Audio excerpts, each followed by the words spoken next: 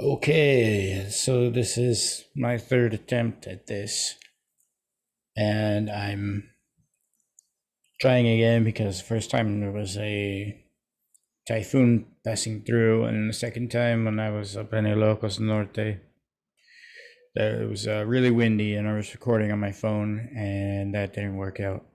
Just hear wind in the video. So this time I'm in the office, and there's no um, there's no typhoon outside, and I'm also going to try and keep this as short as possible. The other ones got long. So, the purpose of this recording is to apologize.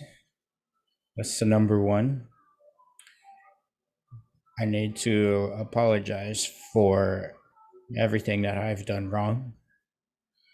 And I'm apologizing to you, Jinky, on the World Wide Web, on YouTube publicly. Everything that I've done and said to offend you, whether in private or publicly, whatever, YouTube videos I've posted, or back when I used to post on Facebook, whatever I posted. Uh, so yeah, a blanket apology and supplication to you to come back. This is the second point. Second thing I need to say is please come back.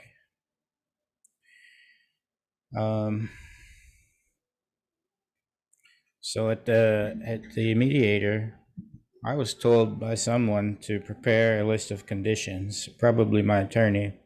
So I was under the impression that the mediator would ask for a list of conditions, but she did not.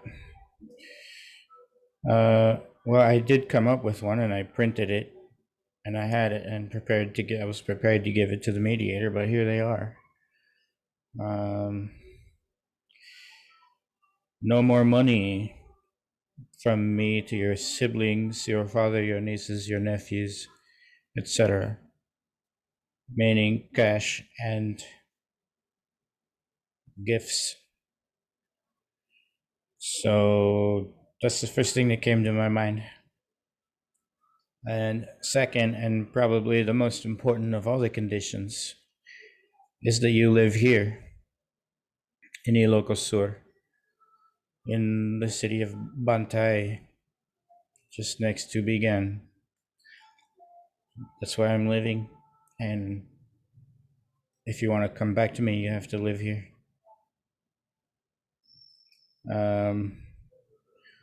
Except that I have the final decision on where we live as a couple and as a family unit. We'll just accept it.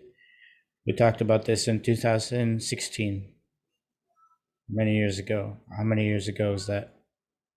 6.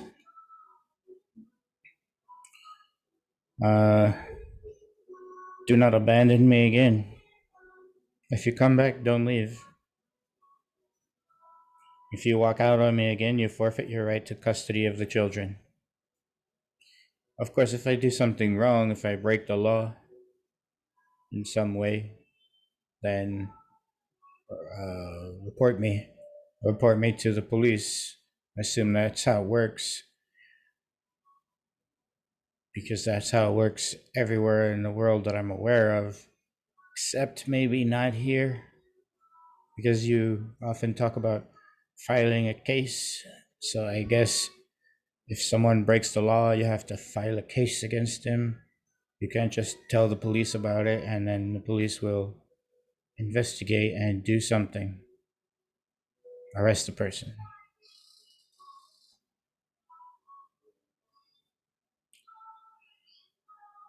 Um, if I would do something incredibly wrong, like cheat on you, um, then that's different. But if I don't do anything wrong, and you just want to leave because you just changed your mind or whatever, then I keep the kids. Stop trying to have me arrested, you know, or stop threatening it. Stop talking about it. It's really annoying. If you come back, stop doing that. Um, and stop talking about having me deported. Yeah, this is your country, and I'm not a citizen here, but I still have rights, basic rights that are afforded to every human being in the Philippines. You can't have a person deported just because you don't like them. Stop talking about that. It's not going to happen.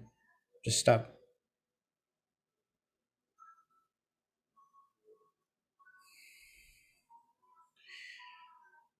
The mediator mentioned that she was talking to me, saying that one day you would use your immigrant visa to go to the US. As long as I'm faithful and loyal and I accommodate at least some of your conditions, which I don't know what those are, because apparently your public attorney didn't tell you to make a list of conditions. But if you did, what are your conditions? And I can try to accommodate as many of them as I can. But my condition that is 100% ironclad and cannot be negotiated is that you live in Ilocos Sur, here where I have chosen to live. And of course, you accept that anywhere that I move after here is completely up to me, and you follow.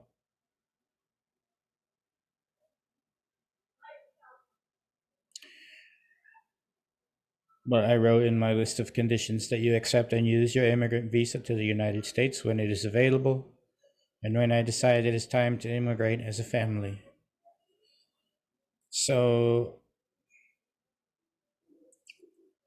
perhaps one of your conditions would be about not immigrating until a certain year in the future when the children are a certain age.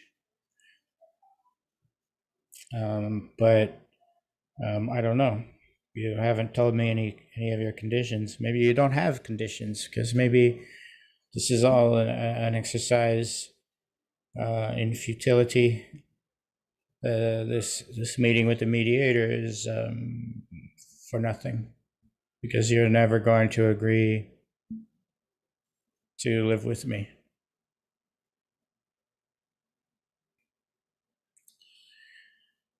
Um,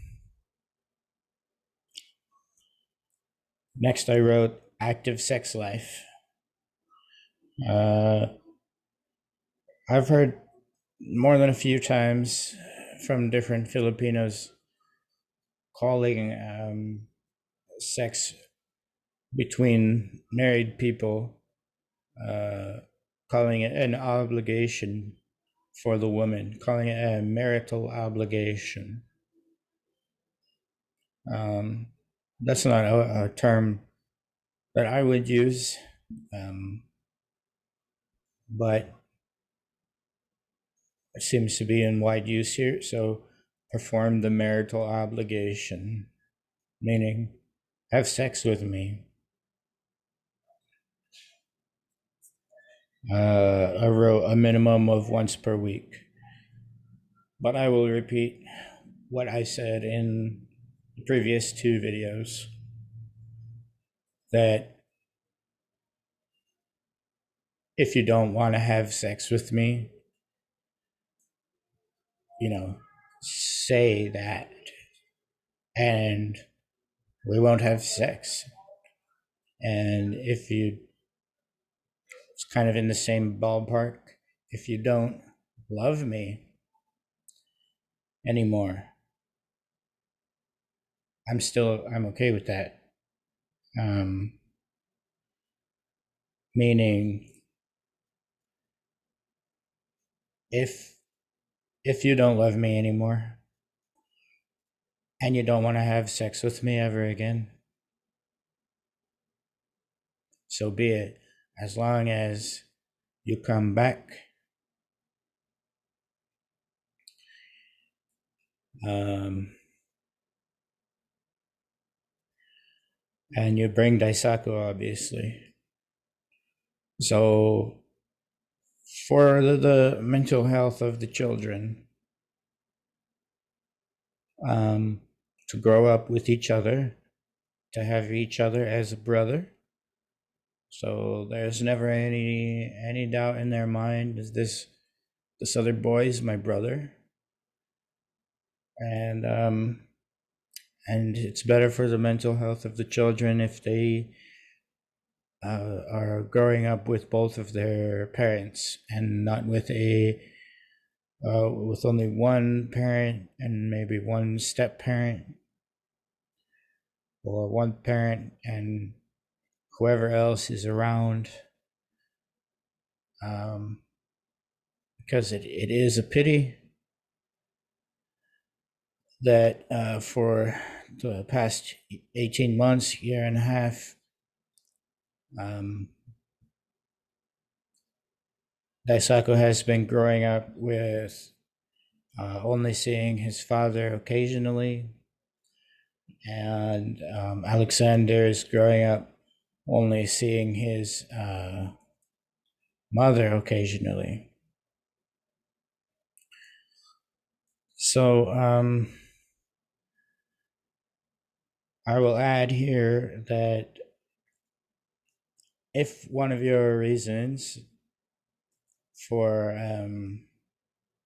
staying separated from me for so long, rejecting me every time I ask you to come back over the last year and a half, is that you have another man, or if not now, if you have had in the past 18 months, if you have been with another man, I forgive you. And we don't need to talk about it. Um, so whatever happened, and while we were separated, and I need you to do the same for me. Whatever happened while we were separated happened, and we don't need to talk about that. We can just be together. We don't need to talk about the problems that we had while we were living together before you walked out.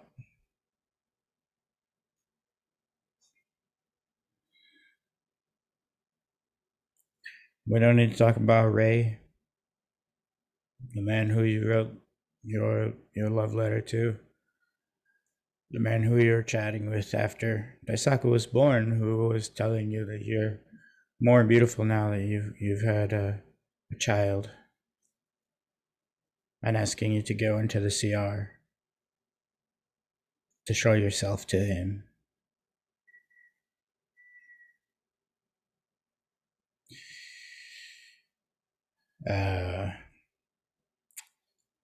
I wrote that you should not ask me for an allowance of money. I will give you money if I know where it's going. But if I just go back to what I used to do, giving you 20,000 a month, and it's unaccounted for, you might just be sending it to your father, and I don't want that. You know how much I've done for him financially, a lot. So, I don't want to support him, and I don't want to support Jackie or Jen or any of your other siblings who would need financial support. I know if I know you're spending the money buying things that you want in Be Gone or ordering things online. Okay? I'm not going to control what you buy in that regard. Next thing I wrote is conduct your online selling business. If you want to, continue that. But your duties as housewife and mother take precedence over business since my income is enough for both of us. My income is more than enough. My pension, my monthly pension. So you need to be just a housewife and a mother. And if you want to do that online reselling, okay. But don't let it interfere with duties as housewife.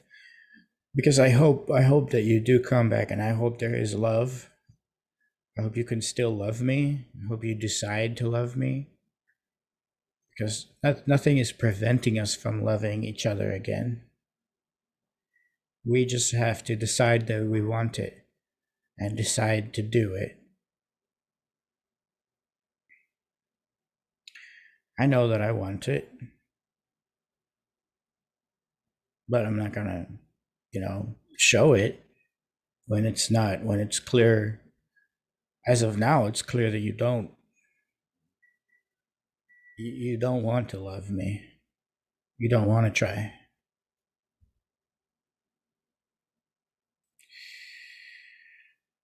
I need some apologies from you. I wrote down that you apologize for trying to have me arrested a few times. Apologize for bringing the Philippine National Police to our house and using them to intimidate me and for saying whatever you said to them to convince them that I'm a bad guy, so they should come and stand in an intimidating way and say intimidating, threatening things about deporting me. But one officer saying it doesn't help that they're dressed in a military manner, in a military style. They don't look like normal police. They look like soldiers, and they have guns that are big enough to fight a war. Um, Way bigger than you would ever need to patrol the streets as a police officer. Well, so that doesn't help, and so that whole thing that you did, that whole making stuff up to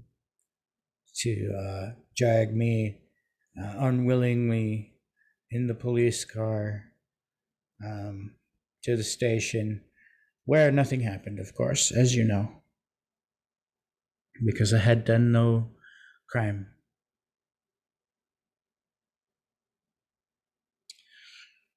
Um,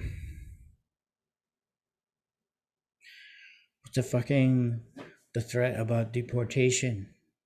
That's in my statement to the court.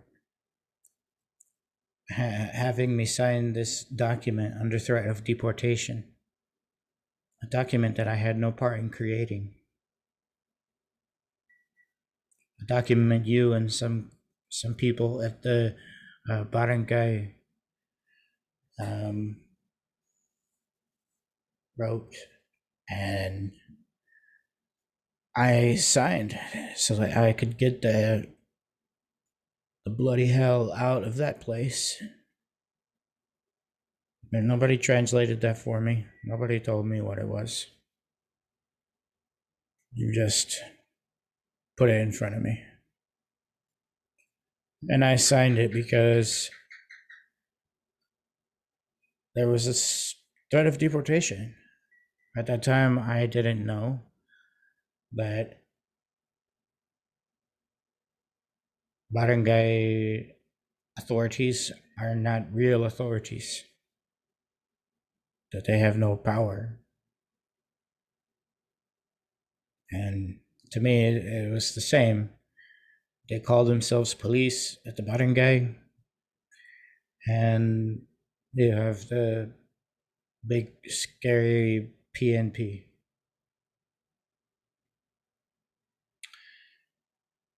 Man, I need you to tell me the truth about the safe. Did you take my gold and silver out of my safe? And the collectible old coins and everything else, because the safe was not broken into, and you're the only other one to know the combination. And when you came to the house that one time, and I did not follow you upstairs, and you said, I'm gonna get my stuff out of the safe. And I remember that I had been asking you, where is the key to the safe? You said that you don't know. And then that was a lie, because you come to the house, you go upstairs, and you have the key. The key that you said you don't know where it is. You had it on you. And you go, and I trust you. I don't follow you up there to get your stuff. Little, whatever you had, jewelry or something in the safe. You say that you just got your stuff and left. But I don't believe that. I believe that you took everything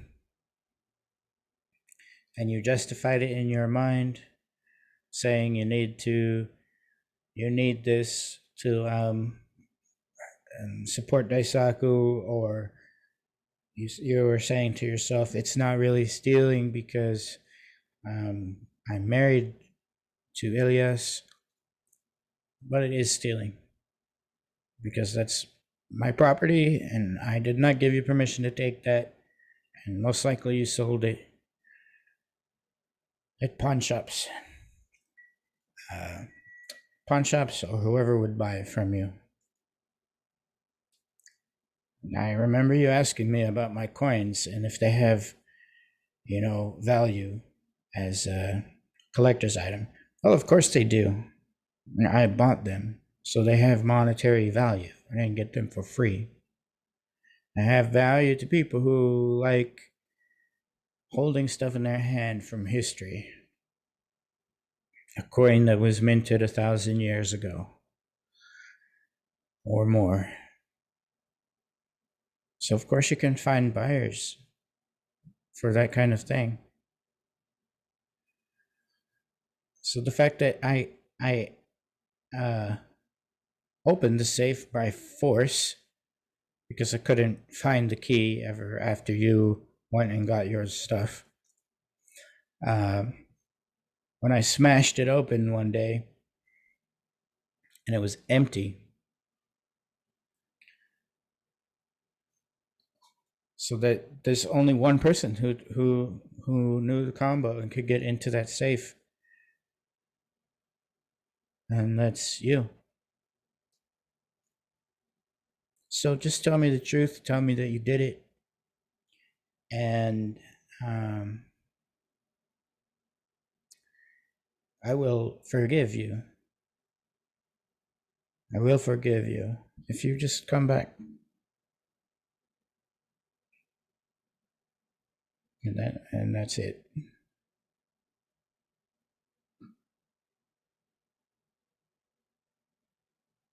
I love you, Jinky. I love you.